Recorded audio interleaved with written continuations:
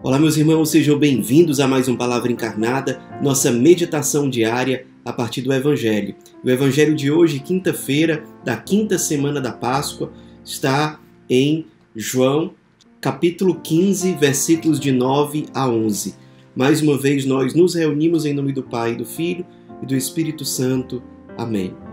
Vinde, Espírito Santo, vinde por meio da poderosa intercessão do Imaculado Coração de Maria, vossa amadíssima esposa. Vinde, Espírito Santo, vinde por meio da poderosa intercessão do Imaculado Coração de Maria, vossa amadíssima esposa. Vinde, Espírito Santo, vinde por meio da poderosa intercessão do Imaculado Coração de Maria, vossa amadíssima esposa. Diz o Evangelho de hoje. Naquele tempo, disse Jesus a seus discípulos: Como meu Pai me amou, assim também eu vos amei. Permanecei no meu amor. Se guardardes os meus mandamentos, permanecereis no meu amor, assim como eu guardei os mandamentos do meu Pai e permaneço no seu amor. Eu vos disse isso para que a minha alegria esteja em vós e a vossa alegria seja plena. Meus irmãos, Jesus, no Evangelho de hoje, um evangelho curto, ele está relacionando duas coisas que nem sempre na nossa vida prática nós relacionamos, que são uma alegria plena. Jesus termina o Evangelho de hoje dizendo: Eu vos disse isso para que a minha alegria esteja em vós e a vossa alegria seja plena. Então ele está ligando a alegria e a alegria plena com o cumprimento dos mandamentos, o cumprimento da vontade de Deus. Ele diz logo antes: se guardardes os meus mandamentos, permanecereis no meu amor.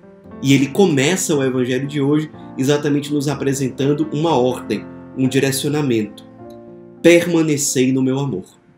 Para permanecer no amor de Deus, portanto, nós precisamos guardar os seus mandamentos, o que significa cumprir a vontade de Deus. E nesse cumprimento da vontade de Deus está uma fonte de alegria plena. Então, as duas coisas que Jesus está unindo no Evangelho de hoje são a alegria plena e o cumprimento da vontade de Deus. E por que que isso ilumina muito a nossa vida concreta?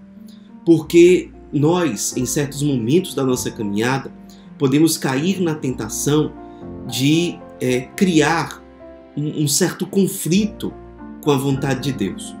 A gente começa a pensar e até mesmo dizer coisas como: mas é a vontade de Deus mesmo, então a gente tem que obedecer. Só que diz isso e sente isso com um pesar, como se fosse um fardo pesado. E uma coisa que nós precisamos aprender a nos exercitar é encontrar alegria no cumprimento da vontade de Deus. E nós conseguimos fazer isso quando cada vez mais vai caindo a ficha dentro de nós que a nossa felicidade, a nossa realização está não em atender aos apelos simplesmente da nossa sensibilidade, a busca pelo prazer, o fugir da dor, as coisas mesquinhas, as coisas que passam, mas aprender a encontrar alegria no cumprimento da vontade de Deus, que essa sim é a fonte da nossa felicidade. Então, e isso a gente pode colocar em situações muito concretas da vida. Quando nós estamos cumprindo a vontade de Deus através de um serviço, observando um mandamento, lutando para sermos mais santos, mais virtuosos, mais castos, mais pacientes. E se num primeiro momento o nosso movimento diante daquilo é de um certo pesar por ter que fazer aquilo, porque enfim é o certo, mas a gente aprender naquele ato, naquele serviço, naquele cumprimento da vontade de Deus, a colocar ali o nosso coração. Estarmos por inteiro. Deixar de lado, por exemplo, a murmuração, a lamentação e nos exercitarmos em colocar o nosso coração nas coisas que são realmente verdadeiras, boas e belas. Aquilo que é a vontade de Deus para nós. Pedindo a conversão da nossa mente, porque muitas vezes nós identificamos, e nós aprendemos isso ao longo dos anos, a identificar em coisas secundárias ou até mesmo nocivas, mas uma fonte de alegria. E, por outro lado, nós encontramos em coisas que são de Deus, em coisas que são do alto, uma certa tristeza em realizá-las e em buscá-las. É um exercício espiritual, ou seja, exige da nossa parte um esforço, um empenho que se abre para a ação da graça de Deus em nós, que vai nos convertendo para não sermos inimigos da vontade de Deus, mas em amarmos a vontade de Deus para nós.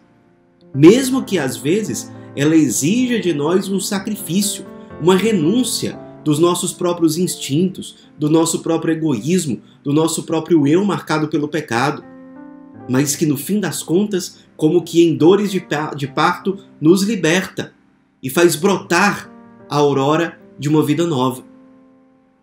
Vamos fazer isso, meus irmãos. É preciso o exercício. Isso nós dificilmente vamos conseguir de uma hora para outra. Porém, é possível sim que a cada dia, colocando o nosso coração naquelas coisas que são vontade de Deus para nós, e nós sabemos com muita clareza grande parte da vontade de Deus para nós, em relação aos mandamentos, em relação àquilo que Deus espera para nós naquele dia, colocarmos o nosso coração, deixarmos de lado a murmuração, que às vezes vem porque nós gostaríamos de estar fazendo outra coisa, ou porque nós gostaríamos de estar em outro lugar. Não vamos nos dividir, vamos nos colocar por inteiro, de coração, no serviço feito a Deus.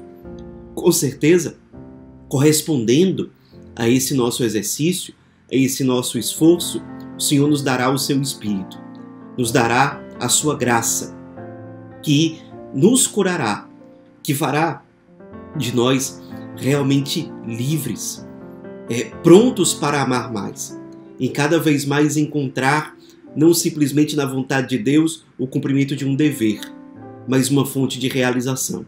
Como Jesus diz no Evangelho de hoje. Ele começa o Evangelho praticamente com uma ordem: permanecei no meu amor. Diz que permanecer no amor é guardar os mandamentos. E termina com praticamente uma promessa: que a minha alegria esteja em vós e a vossa alegria seja plena. Aprendamos e peçamos a Deus a graça de encontrar no cumprimento da sua vontade, que nos liberta e que realmente é o melhor para nós, uma fonte de alegria plena. Ave Maria, cheia de graça, o Senhor é convosco. Bendita sois vós entre as mulheres, e bendito é o fruto do vosso ventre, Jesus. Santa Maria, Mãe de Deus, rogai por nós, pecadores, agora e na hora de nossa morte. Amém. Em nome do Pai, do Filho e do Espírito Santo. Amém.